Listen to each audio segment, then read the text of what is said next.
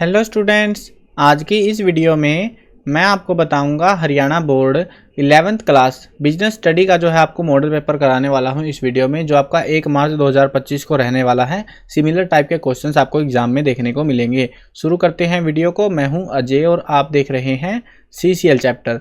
लेकिन वीडियो शुरू करने से पहले आपको बता दूं, अगर आपको 11th क्लास के बिजनेस स्टडी के रिगार्डिंग जो भी स्टडी करनी है, सारा स्टडी मटेरियल आपको cclchapter.com गूगल पर जाकर ये नाम सर्च कर लेना। इस पर आपको हरियाणा बोर्ड का सेक्शन मिलेगा, जहाँ पर आपको जो सारा स्टडी मटेरियल देखने को मिल जाएगा। बिजनेस स्टडी के अंदर आपको स्टडी करने के लिए क्या करना है वो समझ लो। पहले तो सबसे पहले आपका जो प्रोसेस होना चाहिए वो है आपका ओल्ड क्वेश्चन पेपर। आपको ओल्ड क्वेश्चन पेपर जो है बिजनेस स्टडी के अंदर जो है सोल्व कर लेने हैं। जितने भी पेपर्स मिलेंगे आपको इस वेबसाइट से सारे पेपर्स की PDF डाउनलोड कर सकते हो। प्रीवियस जितने पेपर मिले सारे सोल्व कर लेना। प्लस में आपको जो है टेक्सचुअल क्वेश्चन यानी अभ्यास वाले जो प्रश्न उत्तर है वो आपको करने हैं टेक्सचुअल क्वेश्चन। और साथ में जो ये वाला मॉडल पेपर है 2025 का, ये वाला जरूर से सोल्व करना, ठीक है। तो ये चीज़ करोगे तो आपका मोस्टली जो पेपर है वो आपको ईजी ही देखने को मिलेगा। इस टाइप से ही क्वेश्चंस देखने को मिलेंगे। अब देखते हैं कि आपका जो पेपर है वो किस तरीके से है। यहाँ पे 80 नंबर का जो है आपको पेपर देखने को मिलेगा। 3 घंटे का टाइम आपको दिया जाएगा। इसमें आपको 35 प्रश्न रहेंगे टोटल में।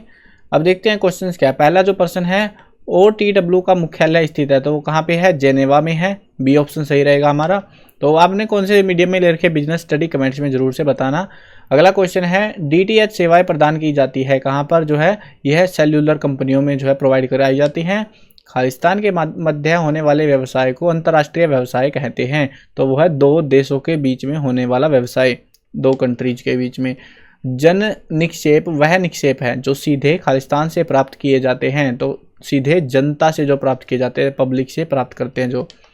नेक्स्ट क्वेश्चन है हमारा, यहाँ पे है Krishna plant and animal limited वह राम पोल्ट्री फार्म लिमिटेड का मुख्य कार्य है वनस्पति उगाना और पशु पक्षियों का प्रजनन करना है, ताकि उनका उपयोग आगे विभिन्न उत्पादों के लिए किया जा सके। उस उद्योग की श्रेणी का नाम बताइए जिसमें ये कंपनियां संबंधित, मतलब कौन से टाइप का जो उद्योग है ये होता है। तो यह है जननिक उद्योग यानी जेनेटिक उद्योग, जेनेटिक इंडस्ट्री होती है। अगला क्वेश्चन है, माल की घर पर सुपुर्दगी की सुविधा प्रायः खालिस्तान के द्वारा दी जाती है, तो किसके द्वारा दी जाती है? ये होती है फुटकर व्यापारी यानी रिटेलर्स के द्वारा। अगला क्वेश्चन है, ई व्यवसाय के अंतर्गत खालिस्तान को सम्मिलित किया जाता है, तो किसको शामिल करते हैं? उपरोक्त सभी को, यानी कि ई कॉमर्स को, उत्पादन के विकास को हम शामिल करते हैं। अगला क्वेश्चन देखते हैं, भारत में एक ऐसा बैंक है जो वाणिज्यिक बैंकों की गतिविधियों का पर्यवेक्षण, नियंत्रण एवं नियमन करता है। यह सरकार के बैंक के रूप में भी कार्य करता है। यह देश की मुद्रा एवं साख संबंधी नीतियों का नियंत्रण एवं समन्वय करता है। बैंक का नाम हमें बताना है, बैंक का क्या नाम है? तो बैंक का नाम है रिजर्व बैंक ऑफ इंडिया यानी RBI। अगला क्वेश्चन देखो, मशीनों के शोर से कानों में बहरापन आना खालिस्तान प्रदूषण की ओर इंगित करता है, तो कौन सा प्रदूषण है ये है ध्वनि प्रदूषण। अगला क्वेश्चन देखो, उत्पादक से जो है थोक व्यापारी से फुटकर व्यापारी से उपभोक्ता तक सामान जाता है, ये एक चैन होती है। तो खालिस्तान का एक उदाहरण है ये, हमें जो है व्यापार का एक उदाहरण कौन से टाइप का व्यापार है ये वो हमें यहाँ पे जो है बताना है। तो ये व्यापार है अप्रत्यक्ष व्यापार यानी C ऑप्शन हमारा सही रहेगा।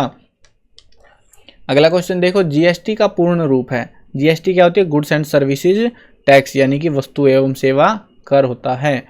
अगला क्वेश्चन देखो, अगला क्वेश्चन है हमारा, भारत की केंद्रीय सरकार व हरियाणा सरकार के पास ABC लिमिटेड का चुकता अंश पूंजी में कम से 26% और 25% हिस्सेदारी है। एक कंपनी में पूंजी के इस तरह के योगदान से स्पष्ट होता है कि सरकार का चुकता अंश पूंजी का पर नियंत्रण है। ABC कंपनी के नाम से स्थापित सार्वजनिक उपक्रम को पहचानिए, तो वो जो है कैसी कंपनी है? वो एक सरकारी कंपनी है। नेक्स्ट क्वेश्चन देखते हैं। क्वेश्चन है हमारे पास में, नीचे दिए गए विकल्पों में से सही का चयन कराइए। आपके अभिकथन और कारण वाले जो है क्वेश्चंस यहाँ पे आ जाते हैं। ये आपको यहाँ पे 2 क्वेश्चन मिलेंगे, 13वां और 14वां क्वेश्चन जो अभिकथन कारण के है। इसमें आपको जो है दोनों स्टेटमेंट को समझना है, अभिकथन को भी कारण को भी, और ये जांच लगानी है कि क्या ये स्टेटमेंट हमारी सही है। अगर सही है तो क्या हम जो क्यों है अभिकथन में, अगर क्यों बनता है सवाल हम बना सकते हैं, तो क्या उसका जवाब कारण दे पा रहा है या नहीं दे पा रहा है। अगर दे पा रहा है तो सही है, नहीं तो सही व्याख्या नहीं है। या अगर कोई स्टेटमेंट ही गलत है तो आपकी सारी मेहनत बच जाती है। तो आर गलत होगा या दोनों गलत होंगे, जिस भी हिसाब से आपको ऑप्शन देखने को मिलेंगे। अब क्वेश्चन देखो, अभिकथन दिया हुआ है, एक व्यावसायिक इकाई द्वारा सामाजिक उत्तरदायित्व की अवधारणा ही उसके अस्तित्व एवं विकास के लिए औचित्य प्रदान करती है। क्या ये स्टेटमेंट हमारी सही है? तो ये स्टेटमेंट हमारी बिल्कुल सही है। उसके बाद कारण देखो, व्यवसाय की उन्नति एवं विकास तभी संभव है जब समाज को लगातार सेवा उपलब्ध होती रहे। ये वाली जो स्टेटमेंट है हमारी, ये वाली स्टेटमेंट भी सही है। अब दोनों स्टेटमेंट सही हैं तो हमें जांचना पड़ेगा कि भाई ये इसके लिए वैलिड रीजन बनता है या फिर नहीं बनता है।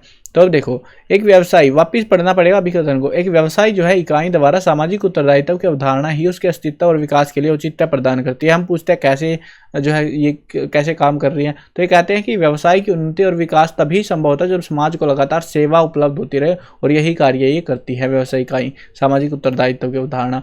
तो यहाँ पे स्टेटमेंट और रीजन जो है वैलिड हमें देखने को मिलते हैं, इसीलिए हमारा ऑप्शन आएगा ऑप्शन ए, कारण और अभिकथन सही है और सही व्याख्या ये करता है। अगला क्वेश्चन देखो, क्वेश्चन है, अभिकथन दिया हुआ सभी देश अपनी आवश्यकता की वस्तुओं का भली प्रकार से एवं सस्ते मूल्य पर उत्पादन नहीं कर सकते। बिल्कुल सही बात है। कारण दिया हुआ कि सभी देशों के मध्य प्राकृतिक संसाधनों का असमान वितरण होता है। ये भी बात सही है। अब यहाँ पे हमें दोनों स्टेटमेंट सही देखने को मिलती है, तो इस केस में हमें क्या करना है, अब जांच करनी है कि स्टेटमेंट के लिए क्यों का जवाब मिल रहा है। तो यहाँ पे पहले स्टेटमेंट वापस पढ़ो, सभी देश अपनी आवश्यकताओं की वस्तुओं का भली प्रकार से एवं सस्ते मूल्य पर उत्पादन नहीं कर पाते। हम पूछते हैं भाई क्यों नहीं कर पाते, तो वो कहते हैं क्योंकि सभी देशों में प्राकृतिक संसाधन असमान रूप से हैं, इसीलिए नहीं कर पाते। तो स्टेटमेंट भी सही है, रीजन भी वैलिड है, और इसीलिए इसमें भी ऑप्शन ए आएगा, अभिकथन कारण का दोनों सत्य और आर ए की सही व्याख्या करता है। उसके बाद में आगे बढ़ते हैं। आगे जो है के नंबर के छोटे क्वेश्चन आएंगे, वन वर्ड या टाइप के आंसर जो आते हैं। 15वां क्वेश्चन है, विनियोग तत्व किस बीमा में निहित होते हैं? तो वह है जीवन बीमा में। CIF का पूर्ण रूप हमें लिखना है। CIF यानी cost insurance and freight. Freight यानी कि भाड़ा, लागत, बीमा और भाड़ा। फ्राइट की स्पेलिंग दिखा देता हूँ, FREIGHT, फ्राइट। आर्थिक क्रिया का एक उदाहरण दीजिए। कोई भी उदाहरण दे सकते हो, दुकानदार द्वारा क्रय और विक्रय करना, परचेज और सेल करना, शॉपकीपर द्वारा, तो वो हम बता सकते हैं। अगला क्वेश्चन देखो, एक सेवा उपक्रम सूक्ष्म इकाई माना जाएगा यदि उसके यंत्रों में विनियोग खालिस्तान करोड़ रुपए तक हो तथा वार्षिक टर्नओवर रुपए 5 करोड़ तक हो। 1 करोड़ आएगा या 5 करोड़ आएगा, वो हमें आंसर यहाँ पे भरना है, तो आंसर आएगा 1 करोड़। नेक्स्ट क्वेश्चन देखो, क्वेश्चन है हमारा, उधर करके लिए विक्रेता से प्राप्त खरीदे गए माल के विवरण को खालिस्तान कहते हैं, बीजक कहते हैं कि कैश मेमो कहते हैं? तो इसको हम बीजक कहते हैं। अगला क्वेश्चन है, फैशन वाली वस्तुओं का व्यवसाय करने में खालिस्तान जोखिम होता है, कम होता है या ज़्यादा होता है? ये पूछ रहा है, तो ज़्यादा होता है, अधिक जोखिम होता है। आगे जो है इसके बाद में 21वें क्वेश्चन से आपके बड़े क्वेश्चन स्टार्ट हो जाएंगे, 3-3 नंबर वाले। यहाँ पे ये वाले क्वेश्चंस के आपको आंसर की मैं बता दूंगा वीडियो के लास्ट में कहाँ से मिलेगी आपको सारी चीज़ें। तो अभी फिलहाल जो है वेबसाइट आपको दिख ही रही है, ये वाली वेबसाइट से डाउनलोड कर लेना, आंसर की वगैरह यहाँ मिलेगी। वेबसाइट पर विजिट करके दिखा दूंगा मैं आपको कैसे डाउनलोड करनी है, ठीक है।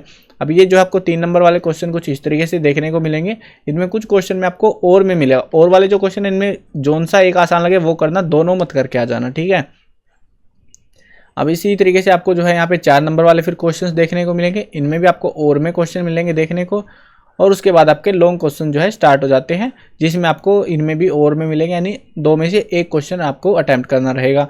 यहाँ पे आके आपका जो पेपर है वो आपका कंप्लीट हो जाता है। अब आपको दिखा देता हूँ वेबसाइट पे भी एक बार विजिट करके कि वेबसाइट जो है आपकी कुछ ऐसे देखने को मिलेगी, cclchapter.com। जब गूगल पर जाकर ये नाम सर्च कर लोगे, इस वेबसाइट पर हरियाणा बोर्ड का सेक्शन देखने को मिलेगा आपको, ये वाला। इसमें जब आप विजिट करोगे यहाँ पे, तो आपको जो है यहाँ पे सारा स्टडी मटेरियल मिल जाएगा।